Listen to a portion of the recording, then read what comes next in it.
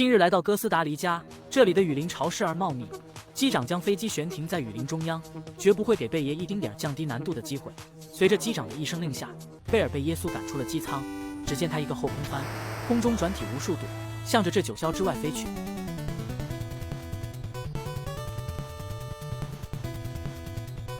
不愧被称之为雨林，这会儿从镜头上已经看到了雨滴。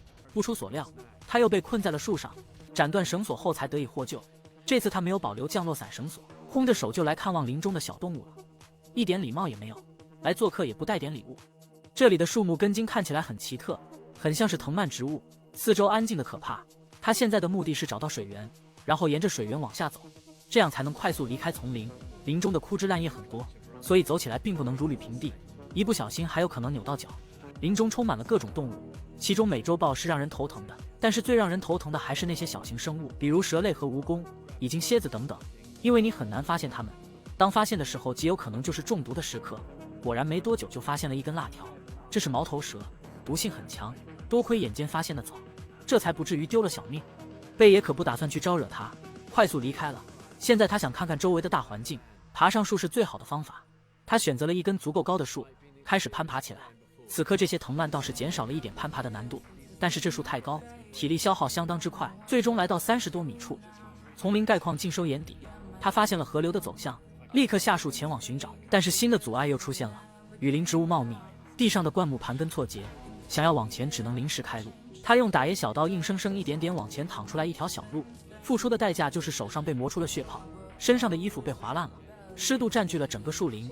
一路走来，身上湿透了，好在找到了水源，这意味着他的小命有了延续的可能。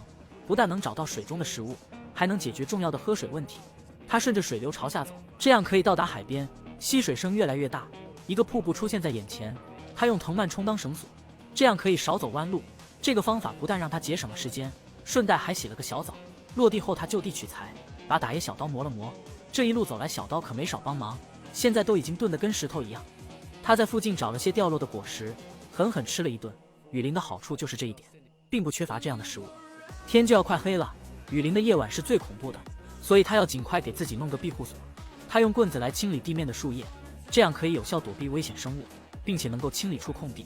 蛇和蝎一般不会选择从空地经过，这对搭建庇护所起到了很好的作用。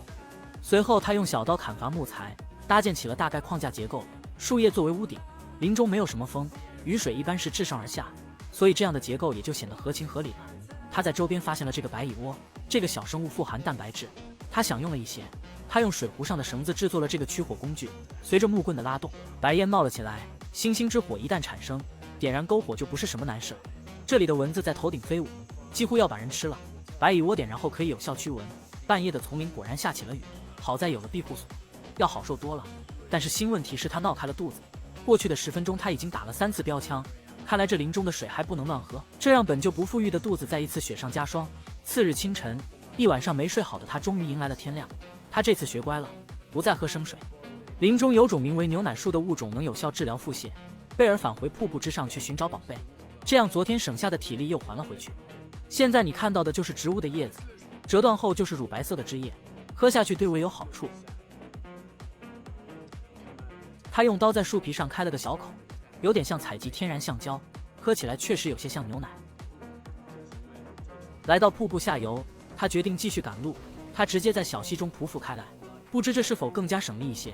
第二个夜晚很快到来，2天以来他都没有好好吃过东西。他制作了火把，把小刀绑在木棍上，在小河中想抓几条小鱼，小鱼没抓到，小龙虾被他碰到了几只。赶在火把熄灭之前，他弄到了4只，美美的吃了一顿火烤龙虾，就是数量太少，不能管饱。